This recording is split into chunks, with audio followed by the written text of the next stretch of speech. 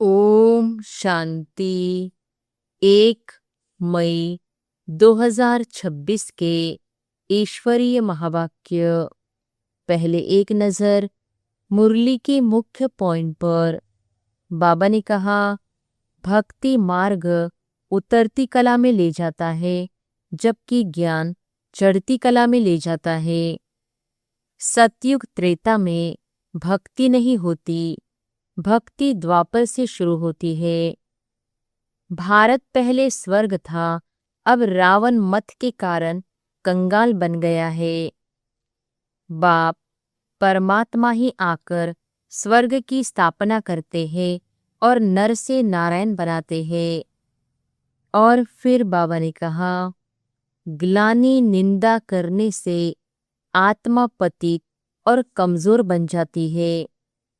ज्ञान और भक्ति का चक्र सीढ़ी के चित्र में समझाया गया है। हर वस्तु सतो रजो तमो अवस्था में जाती है। आत्म अभिमानी बनना जरूरी है। देह अभिमान ही गिरावट का कारण है। और फिर लास्ट में बाबा ने कहा, परमात्मा और आत्मा दोनों बिंदु सूक्ष्म है। यह ज्ञान कोई नहीं जानता। सच्चा ज्ञान केवल परमात्मा ही देते हैं। शास्त्रों में भक्ति का ज्ञान है। कर्म करते हुए भी बुद्धि का योग बाप के साथ रखना है। जैसा कर्म वैसा फल। सुख और दुख हमारे कर्मों का परिणाम है। परमात्मा दुख नहीं देते। और अब सुनते हैं महावाक्यों को विस्तार से। मुरली का सार। मीठे बच्चे, तुमने रावण के मत पर बाप की ग्लानि की तो भारत कौड़ी तुल्य बना। अब उसे पहचान कर याद करो तो धनवान बन जाएंगे। प्रश्न है, सीढ़ी के चित्र में कौन सा वंडरफुल राज समाया हुआ है? उत्तर है, आधा कल्प है भक्ति की डांस और आधा कल्प है ज्ञान की डांस। जब भक्ति की डांस होती है तो ज्ञान की नहीं, और जब ज्ञान की होती तो भक्ति की नहीं। आधा कल्प रावण की प्रालब्ध चलती और आधा कल्प तुम बच्चे प्रालब्ध भोगते हो। यह गुह्य राज सीढ़ी के चित्र में समाया हुआ है। गीत है ओम नमः शिवाय। ओम शांति। बाप बैठ समझाते हैं, भक्ति मार्ग में बहुत ही भक्ति की डांस की, ज्ञान की डांस नहीं की। भक्ति की डांस जब होती है तो ज्ञान की नहीं, जब ज्ञान की होती है तो भक्ति की नहीं। क्योंकि भक्ति की डांस उतरती कला में ले जाती है। सतयुग त्रेता में भक्ति होती नहीं।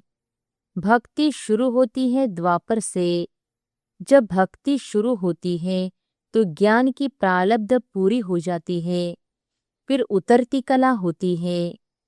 कैसे उतरते हैं सो बाप बैठ समझाते हैं। मैं कलप कलप आकर बच्चों को कहता हूँ, तुम बच्चों ने हमारी बहुत ही ग्लानि कर दी है। जब जब भारत में इस आदि सनातन देवी देवता धर्म की बहुत ग्लानि होती है, तब मैं आता हूँ। ग्लानि किसको कहा जाता है वह भी समझाते हैं। बाप कहते हैं, मैं विकारी नरकवासी भारत को आकर कलप कलप स्वर्गवासी बनाता हूँ। तुम मेरी ग्लानि आसुरी मत पर करने के कारण कितने कंगाल बन गए। राम राज्य था, अभी है रावण राज्य, जिसको हार और जीत दिन और रात कहा जाता है। अब विचार करो, मैं कब आऊं? जिन्हों को राज्य दिया वही राज्य गंवा बैठे हैं। हिसाब किताब तो सारा समझाया ही है। मैं आकर वर्षा देता हूँ, फिर रावण आकर तुमको श्रापित करते हैं। भारत को खास दुनिया को आम भारत की महिमा का भी किसको पता नहीं है। पहले पहले भारत ही था, कब था, कैसे था, कौन राज्य करते थे, किसको भी कुछ पता नहीं है। कुछ भी समझते नहीं हैं। जो देवता थे, शक्ल मनुष्य की, सीरत देवताओं की थी। अब सूरत भला मनुष्य की है, सीरत आसुरी है। जिसको समझाते हैं वह समझते नहीं हैं, क्योंकि पारलौकिक बाप को ही नहीं जानते। और ही बैठ गाली देते हैं। बाप की ग्लानि करते करते बिल्कुल ही कौड़ी तुल्य बन गए हैं। भारत का डाउनफॉल हो गया है। ऐसी हालत जब होती है, बाप कहते हैं तब मैं आता हूँ। अभी तुम बच्चों को सम्मुख समझा रहा हूँ। कल पहले भी ऐसे ही समझाया था। यह दैवी संप्रदाय की स्थापना हो रही है। मनुष्य से देवता बन रहे हैं। मनुष्यों को यह पता ही नहीं है कि बाप कब आते हैं। सतयुग त्रेता में तुम बड़ी खुशी में प्रारब्ध भोगते हो। फिर द्वापर से रावण का श्राप पाते पाते बिल्कुल ही खत्म हो जाते। जैसे देवताएं प्रारब्ध भोगते भोगते त्रेता के अंत में खत्म हो जाते हैं, फिर रावण की आसुरी प्रारब्ध शुरू होती है। भक्ति भी पहले अव्यभिचारी होती है, फिर व्यभिचारी होती है। सीढ़ी ठीक बनी हुई है। हर एक चीज सतो प्रधान, सतो रजो तमो बनती है। खाद पड़ती जाती है। तुम बच्चों को समझाया तो बहुत अच्छी रीति जाता है, परंतु धारणा कम होती है। कोई में तो समझाने का बिल्कुल अक्ल ही नहीं है। कोई अच्छे अनुभवी है जिनकी धारणा बड़ी अच्छी होती है। नंबरवार तो होते हैं ना। स्टूडेंट्स एक समान नहीं होते, कुछ न कुछ नंबर जरूर रखेंगे। कोई को भी समझाना है बहुत सहज। बाप कहते हैं मुझे याद करो, मैं तुम्हारा बेहद का बाप, सृष्टि का रचयिता हूँ। मुझे याद करने से तुमको बेहद का वर्षा मिलेगा। याद से ही खाद निकलेगी। सिर्फ यह समझाओ कि तुम भारतवासी सतयुग में सतोप्रधान थे, अभी कलयुग में तमोप्रधान बने हो। आत्मा में खाद पड़ती है। पवित्र होने बिगर कोई वहां जा नहीं सकते। नई दुनिया में है, नई दुनिया में है ही सतोप्रधान। कपड़ा नया है तो कहेंगे सतोप्रधान, फिर पुराना तमोप्रधान हो जाता है। अभी सबका कपड़ा फटने लायक है। सब जर्जरीभूत अवस्था को पाए हैं। जो विश्व के मालिक थे वही बिल्कुल गरीब बने हैं। फिर उनको ही साहूकार बनना है। इन बातों को मनुष्य नहीं जानते। भारत स्वर्ग था, इन लक्ष्मी नारायण का राज्य था, और सब धर्म वाले तो बाद में आए हैं। बाप तुमको रियल बात बैठ समझाते हैं। गीता का देखो कितना मान है। पढ़ते पढ़ते बिल्कुल ही नीचे गिर गए हैं। तब पुकारते हैं हे पतित पावन आओ। हम भ्रष्टाचारी बन गए हैं। सद्गति तो भगवान ही दे सकते हैं। बाकी शास्त्रों में तो सब है भक्ति मार्ग। तुम्हारी बुद्धि में बैठा हुआ है हम बाबा के ज्ञान से देवता बनते हैं। अब सारी दुनिया से वैराग्य है। सन्यासी भी भक्ति करते हैं, गंगा स्नान आदि करते हैं ना।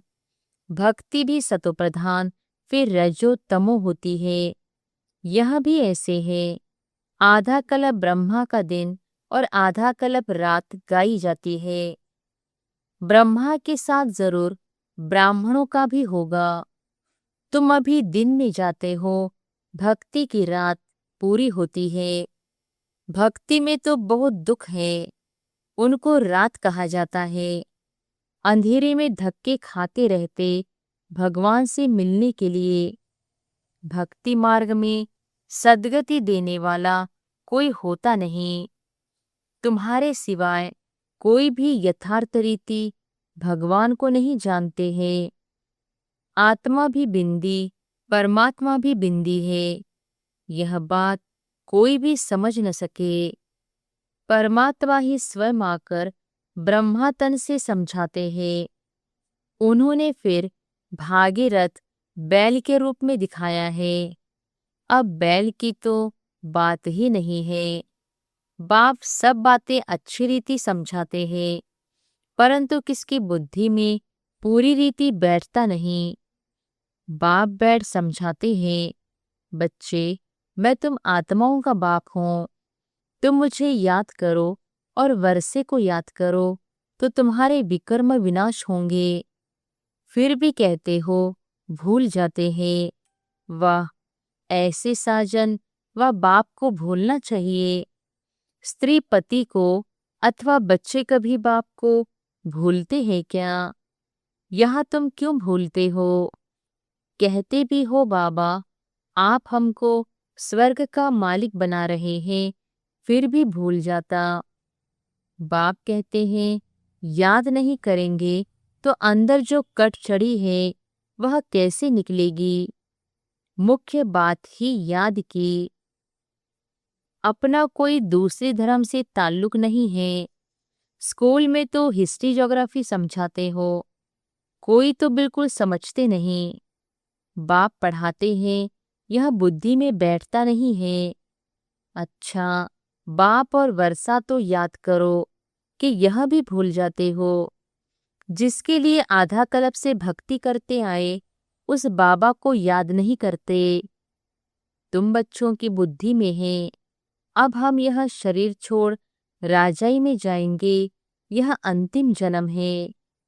सूक्ष्म वतन में उनके फीचर्स तो वही देखते हो, बैकुंठ में भी देखते हो। जानते हो यह मम्मा बाबा ही लक्ष्मी नारायण बनते हैं। तुम जब सतयुग में रहते हो तो समझते हो कि यह एक शरीर छोड़ दूसरा लेना है। वहां उनको यह पता नहीं रहता कि सतयुग के बाद त्रेता आएगा, द्वापर आएगा। हम उतरते जाएंगे। ज्ञान की बात नहीं रहती है। पुनर्जन्म लेते रहते हैं। वहां आत्म अभिमानी रहते हैं, फिर आत्म अभिमानी से देह अभिमानी बन जाते हैं। यह नॉलेज सिर्फ तुम ब्राह्मणों को है और कोई के पास नहीं है। यह ज्ञान ज्ञानेश्वर जो ज्ञान का सागर बाप है वही सुनाते हैं। जरूर ब्रह्मा के बच्चे ब्राह्मणों को ही सुनाएंगे। ब्रह्मा के बच्चे हैं ब्राह्मण संप्रदाय। रात दिन का फर्क है। तुम पुरुषार्थ कर संपूर्ण गुणवान बनते हो। संपूर्ण निर्विकारी गृहस्थ व्यवहार में रहते भी तुम बाप को याद करो। कर्म तो करना ही है। बुद्धि का योग बाप के साथ लगा रहे। कर्म भला कोई भी करो, बढ़ई का काम करो व राजाई का करो।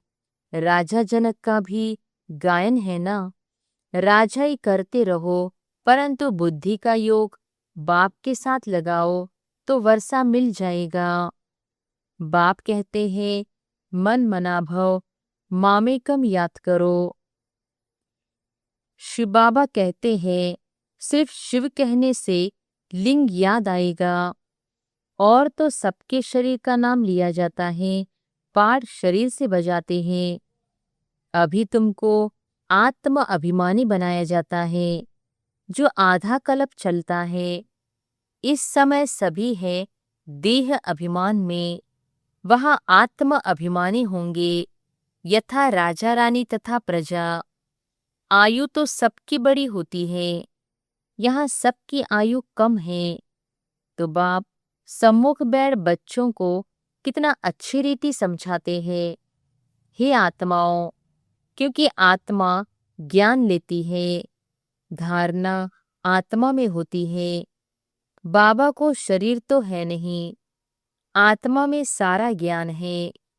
आत्मा भी स्टार है, बाबा भी स्टार है। वह पुनर्जन्म नहीं लेते हैं, आत्माएं पुनर्जन्म लेती है। इसलिए बाबा ने काम दिया था कि परमात्मा की महिमा और बच्चे की महिमा लिखकर आओ। दोनों की अलग अलग है। श्री कृष्ण की अलग महिमा है, वह साकार, वह निराकार। इतना गुणवान किसने बनाया? जरूर कहेंगे परमात्मा ने बनाया। इस समय तुम ईश्वरीय संप्रदाय हो, तुमको बाप सिखला रहे हैं, पीछे फिर प्रारब्ध भोगते हैं। सतयुग में तो कोई नहीं सिखलाएंगे, भक्ति मार्ग की सामग्री ही खत्म हो जाती है।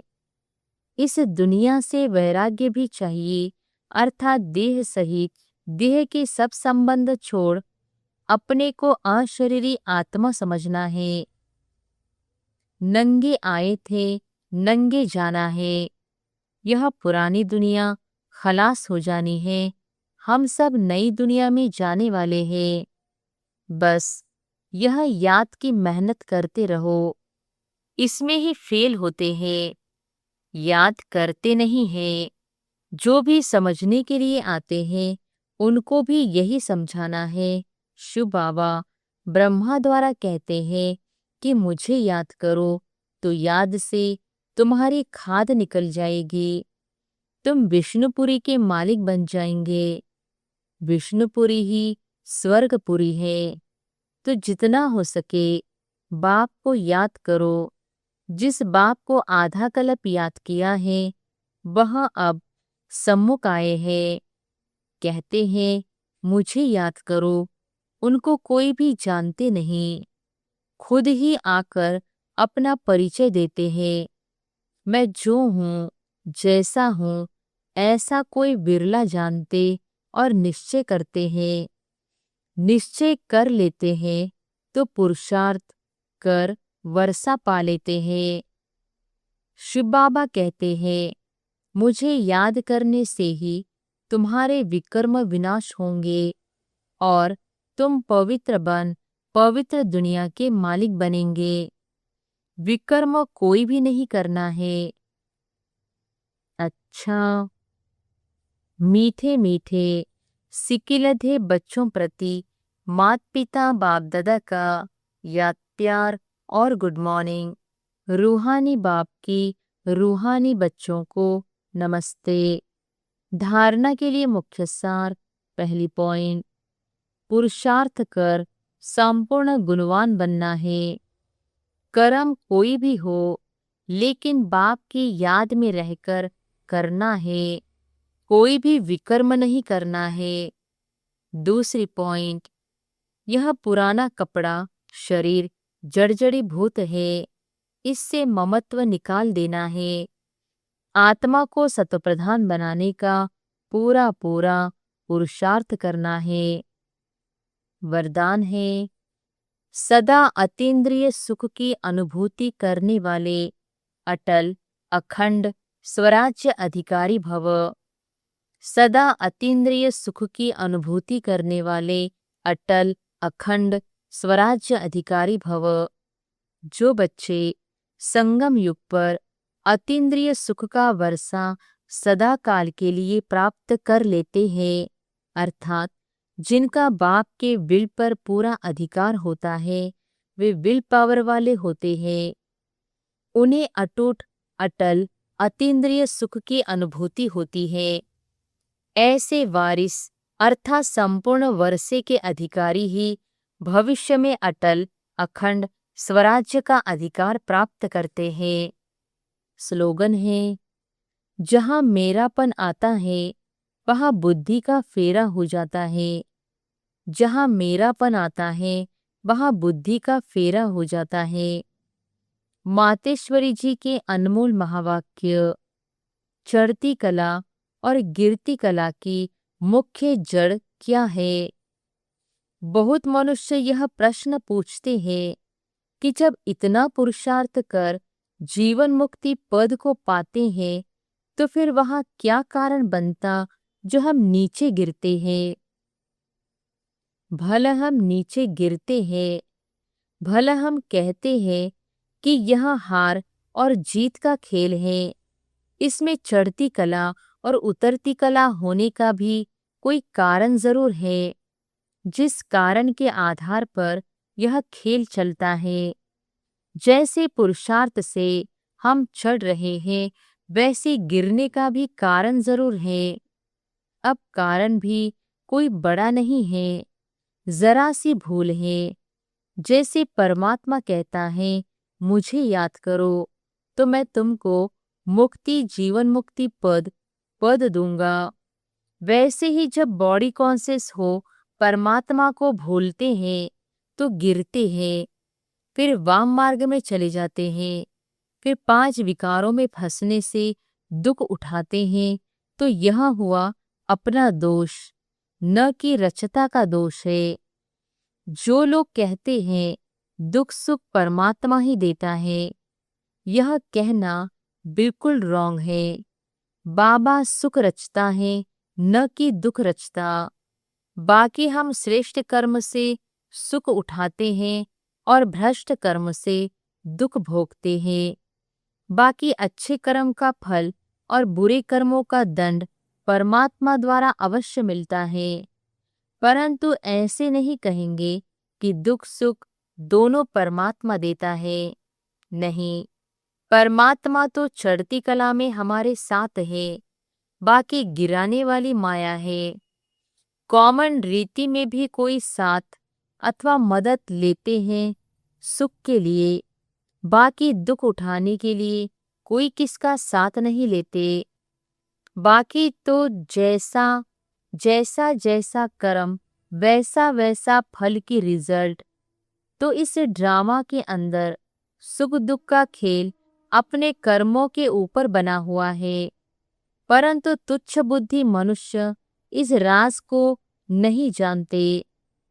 अच्छा, ओम शांति। ये अव्यक्त इशारे सदा अचल अडोल एकर स्थिति का अनुभव करो। समय प्रमाण अब सदा अचल अडोल सर्व खजानों से संपन्न रहो। थोड़ा भी डगमग हुए तो सर्व खजानों का अनुभव नहीं होगा। बाप द्वारा मिले हुए खजानों को सदा कायम रखने का साधन है सदा अचल अडोल रहना। अचल रहने से सदा ही खुशी की अनुभूति होती रहेगी। जैसे विनाशी धन नाम मान शान कुर्सी आदि मिलती है तो खुशी होती है ना। यह तो अविनाशी खुशी है, लेकिन यह खुशी उसे रहेगी जो अचल अडोल एकरस स्थिति में रहेंगे। अच्छा, ओम शांति।